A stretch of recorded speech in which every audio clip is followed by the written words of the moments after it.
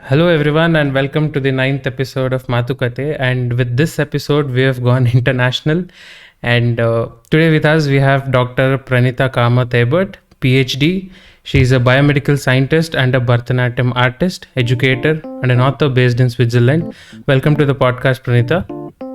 Hello, Manish. Thanks for having me.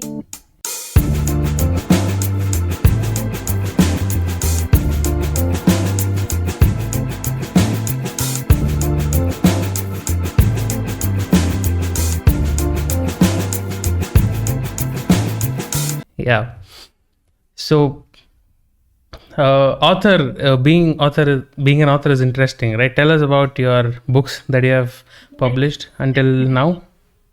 Yes, this is actually also the most exciting part of my career at the moment. So I have authored two books as of now. The first release was in October 2020, and the book is about introducing new concepts to students of Bharatanatyam, right? And so this was the first book I put out. This is a workbook on Bharatanatyam. So a student of Bharatanatyam can use this workbook to choreograph for the song that comes with it. So it kind of hits into the creative capacity of the student. And very soon, I will be releasing together with Dr. Anita Vallabh, I will be releasing the next book. This is really for younger children from 4 to 8 years old. And this book is about mudras used in Bharatanatyam, a very, very different and novel approach in introducing children to the mudras we use in Bharatanatyam. So that's my author endeavors. Yeah, that's nice. And if you want to buy these books, you can visit her website, and I'll leave the links in the description.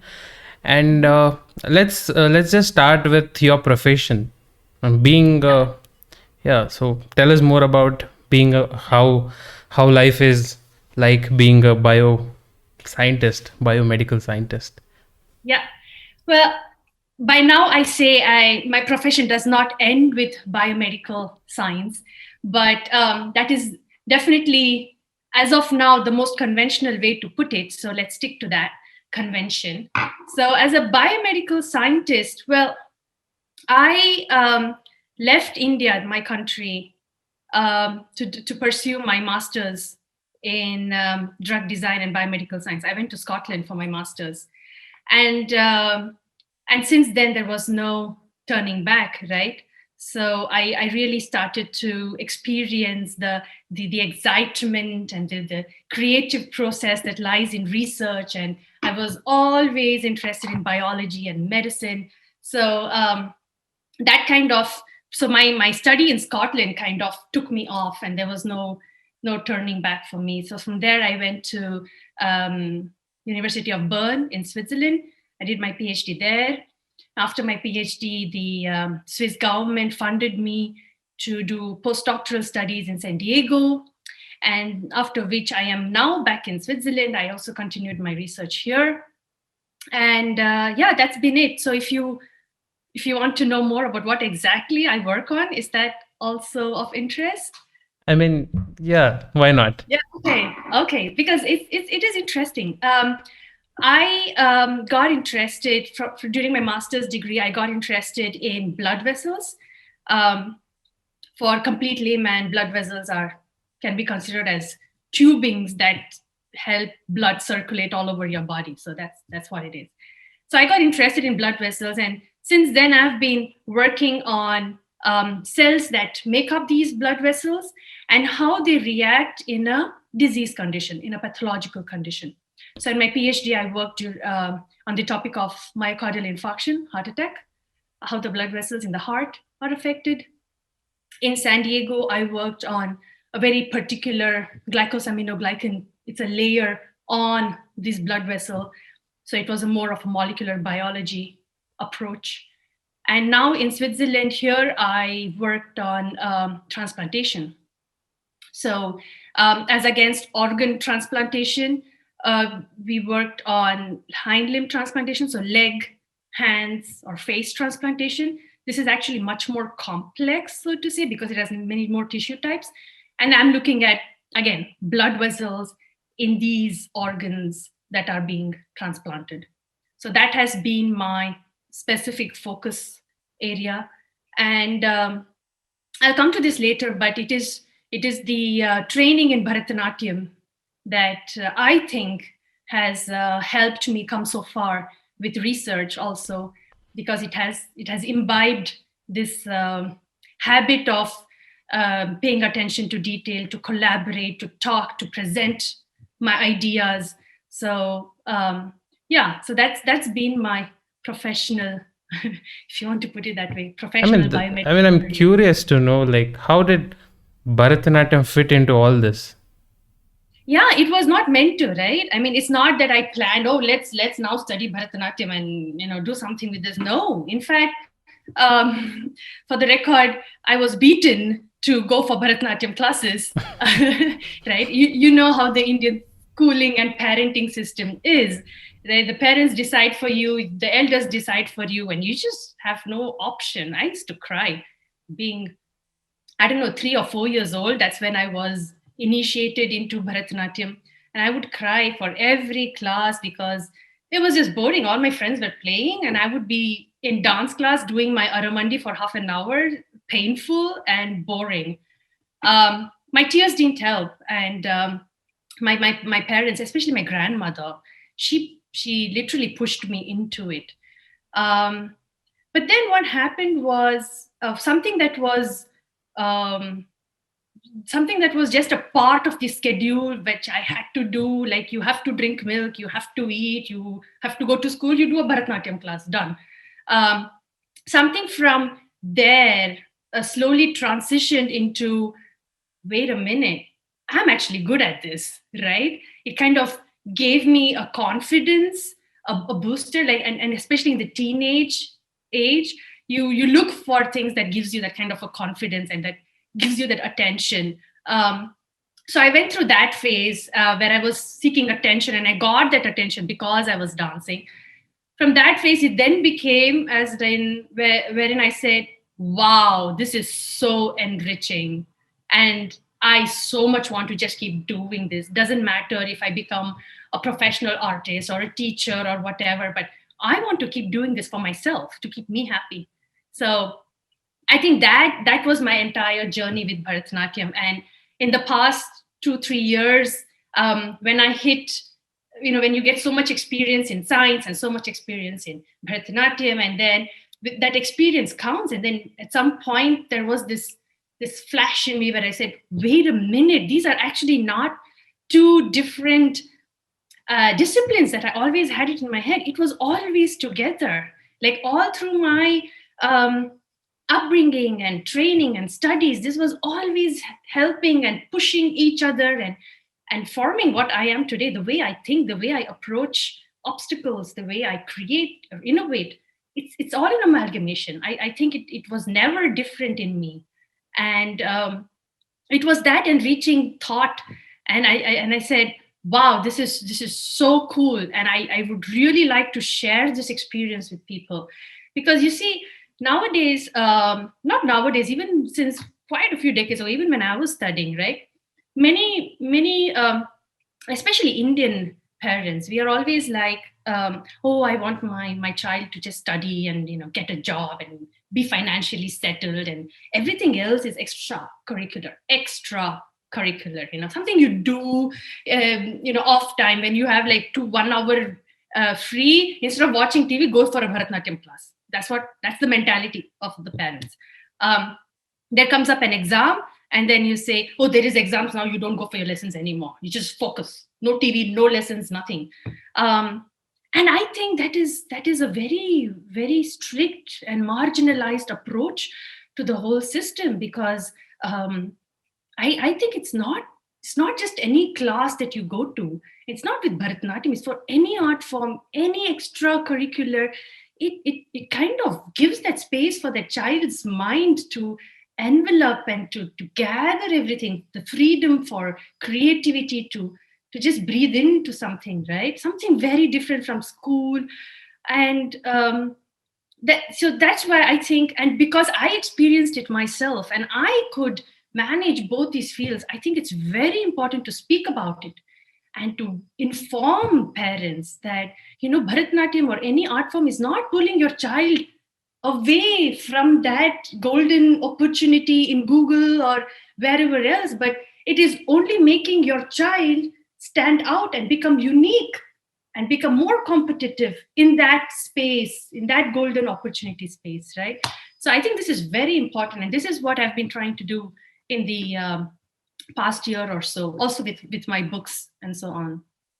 Yeah, Yeah. and you've been teaching Bharatanatyam as well, if I'm not wrong. Very minimally, very Yeah. minimally. I don't really run a dance school per se, but I definitely do consult parents on what the child should look at, and what exactly is Bharatanatyam, what are different dance forms in India. And it's just giving information, sharing actual information, because internet, I mean, technology is great for what it is, but I also can be very misleading. So Yeah. I do a lot of consultancy. I do have a few students here and there, and most of my teaching or outreach happens through my books. That's the main part of it. Yeah, but like you told, you were 3 or 4 years old when you first started learning Bharatanatyam. From that date till here, like, what do you think is the future of, learning Oh yeah, Indian dance forms? oh yeah. That's a intense topic. um, well, I think Indian dance form now has a very, very bright future, right? Just looking at the number of people practicing, studying, practicing, and performing any kind of Indian dance is just rising exponentially. And it's not limited to, for example, Bharatanatyam in Chennai. It's not limited to even Chennai or India or whatever. It's global, right? And that's why for the art form itself, I think this is amazing. There you have traditional performers, you have few people who do fusion, contemporary, experimenting with the vocabulary. It's just spreading out. What is really amazing also is that people who have actually adhered to a certain profession, say a fashion designer or scientist or whatever, they still carry on with their art form, and then they try to now make an interdisciplinary approach to this whole thing. So there are many dancers who are also fashion designers, so they create a lot of fabric with dance elements in it, for example, right? What I also do is I teach science with dance, for example, with Bharatanatyam. So this is like small interdisciplinary topics that are propping up over time. And I'm not saying this is completely new. No, it's not. I mean, if you look back in those days, a sculptor always was in contact with a dancer, and that's why he made those beautiful sculptures. The poet, literature, everything was so interconnected. It was always interdisciplinary, and then there was this streamlined version. But now I see that it might actually get netted again. So that is one transformation that I envision for Indian dance, and definitely not to skip out on technology, right? I mean, back then, getting training from specific gurus meant travel, right? And going to different places, settling there, learning from the guru. Even to ask the guru, you have to travel that space. And now you're just like a WhatsApp call away or an email away from like the guru you would like to learn from. And gurus also have adapted to this. Traditionally gurus wouldn't just take up any student from anybody else. You don't do that at all, right? But now gurus have also adapted to the need of the students, right? And that makes it very, very wide and very rich with knowledge, right? So that is very different from what I have studied, I don't know, 20 years ago. That was definitely a big improvement, advancement.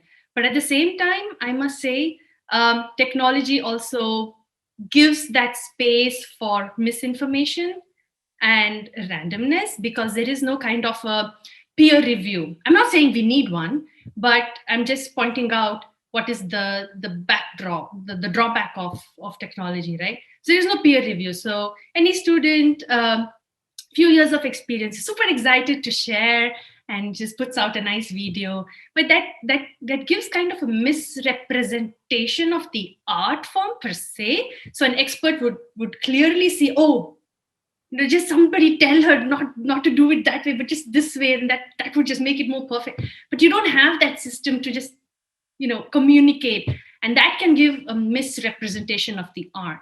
And that would be a fear wherein that nice codified structure of an art form might actually get diluted. But as long as people are informed of this and can appreciate the actual art form, I don't think it will differ. I think it should only be more progressive. It will only be more progressive. No, it's So interesting. Like yeah, you said, the peer-to-peer review and the importance of, let's say, constructive criticism. And because you are not getting this, you co-founded the Swiss Natya Sabha, right? So just tell us, why did you do it? yeah. That's actually a very baby project of me and Gayatri Muthukrishnan. We are the two co-founders of Swiss Natya Sabha. So what we realized is that, especially out of India, right? Indian dance form is celebrated to a very big extent, which is lovely, right? I don't even have to start dancing. I just have to wear my Bharatanatyam costume and get those eyes done, and bang on, I got everybody, right? I don't need to do anything. I just need to give a nice smile, and that's it. My performance is hit, right? And then above that, I go move my limbs and eyes. They're like, oh, enticed. Um, which is great, which is great. But then what happens is, I this is what Gayatri and I thought, that we as artists, we are at loss because we don't have a feedback, a critical feedback. When I dance on a stage in Chennai, I will I will practice like hell. And I would be very nervous to do even one small mistake and take that one comment from the guru, and there goes, right? There goes all my training, back to trash, back to zero. Here, here outside of India, you don't have that feedback. You you can do anything and you will just get away with it with a big round of applause. And that's saddening. That's saddening for artists, because it's not true only that way, it's also true the other way. You might have given the most explicit abhinaya for that point in time, and nobody actually appreciated that. And you go like, but did you not see that? Like, oh. But right, so this is what we thought. This is a huge gap, and the purpose of Swiss Natya Sabha is to fill that gap. So the idea is to bring performers, teachers, people who are more from intermediate to advanced level in any Indian dance form. We make a club, and we have almost 20 members now, just in Switzerland. So we form a club, we meet every month, and each of us takes turns to deliver a performance for, I don't know, 20, 30 minutes. It can be traditional, experimental, whatever. But the cool point of that is, after which you get this constructive criticism from people who actually know the art form, who study and perform the art form. So this is a great platform where we grow, we learn from each other, we grow about different banis of Bharatanatyam.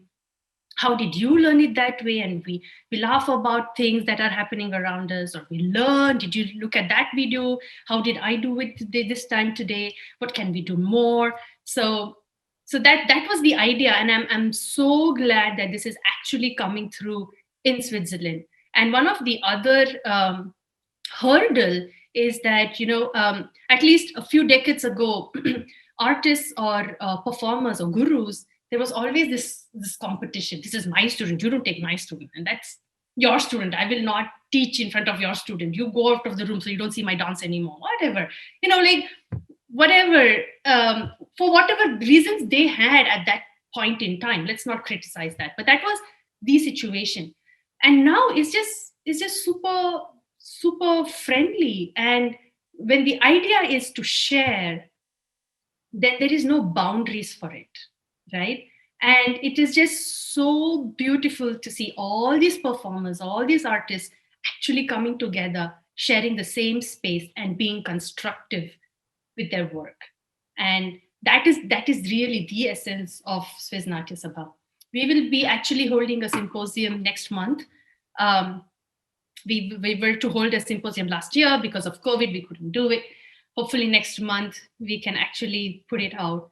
And yeah, I mean, I invite all the viewers to come watch, because it's going to be a free event, and it will actually reflect the essence of Indian art performers in Switzerland. That's exactly what it is, and a Um, very is it friendly an platform. is it an online show, or I Yeah, mean, yeah, it okay. will be online, so you can always go to Swiss Natya Sabha Facebook page to get updates on how to attend the event. It will be also relayed after those dates, so you can always go back on YouTube and watch the performances, performance workshops, interactive sessions. So yeah, that's Natya Sabha. And also, like, when I was looking at your website, I found this very interesting project of yours called Dance Your Science. Oh yes. Yeah, and I want to know a little bit more about it. And also, can you just elaborate on the book that you told was for children's of age 4 to 8, I think? Yeah, yeah, So, yeah, sure. yeah. Yeah, sure. So Dance Your Science is, like I also said in the beginning, there is this interdisciplinary topics cropping up, and Dance Your Science is one of those. So where we, together with, again, Gayatri Muthukrishnan, my co-founder for Swiss Natya Sabha, and another artist, Sharmila Rao. So the three of us, we founded this Dance Your Science company. And Sharmila is also a full-time Bharatanatyam artist. Gayatri is a scientist, a biomedical scientist, a cellular biologist actually, and a Bharatanatyam artist, and me, yeah. So we have two scientists, three artists, and we couldn't stop ourselves but to, jump into this project where we teach science, topics of science, to children using the vocabulary of Bharatanatyam. That's the idea. Now, as a student, I all the time as a student, I was like, okay, Bharatanatyam has that many adavus, and you put them together and you make a story out of it, and that's a performance. But then the more you dwell into it, you start to realize, wait, just the vocabulary is so rich. You can always use it to communicate almost anything, be it from mythology, Indian mythology, to political situations, to even science, right? And that aspect is what we dwell into at Dance Your Science. So we basically pick up topics on biology, bacteria, virus. My favorite topic, of course, is vascular biology, because I'm a vascular biologist. I work on blood vessels, so I teach how blood vessels function, what happens during a disease condition, and all of this is taught by having the children, the participants, being performing as one cell in that entire system, right? So imagine you are a cell in the blood vessel. How would you move when the blood is flowing in a certain direction and with a certain force?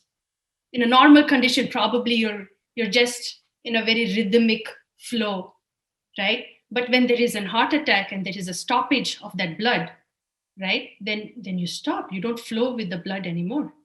You're stagnant and you panic, because there is something uncommon in you. And we use the vocabulary to show that panic. What am I doing? I'm communicating to other cells. I'm asking people, do you know what's going on? Right? And then the person undergoes a bypass surgery, the blockage is removed, sudden gush of blood again. And these cells, they're already in panic, and there is a second stimuli. So either they fall off from their tissue, they fall off, they get gushed away from the blood, or they start to bring up defense systems to actually stop that change. And this is all the molecular mechanisms that are actually happening in the heart when it happens, right? So for the student, this is like experiencing what that cell goes through, and therefore better understanding of the biology behind it. Don't think about it from one perspective. see what the cell is doing because of the other cell around, because of the blood, because of the immune cells, because of the temperature, because of the drug that person has taken, right? It just brings in so many, that visualization is opened up, right? And that is done because we use the vocabulary of Bharatanatyam, right? So that is exactly what is dancer science. And speaking about communicating with children and engaging children into the vocabulary, that is what is this next book about, right? Where we teach the concept. The idea is to put in mudras of that are used in Bharatanatyam, and the next phase shows how these mudras can be used to communicate. And this is really for young children, so it's a very different idea or concept or approach to studying the vocabulary of Bharatanatyam. Well, it was lovely having you on the podcast, Pranitha, and I had Sure. a really good time. And all the link to her website is in the description, and also the podcast is available on Spotify, Apple Podcasts, and Google Podcasts. So if you want the audio versions of it, you can go there. Links to which are in the description again. And thank you for doing this. And see Thanks you. to you. Thanks to you. And thank you for all the listeners. Wish you a good time, and I'm looking forward to connect with you all.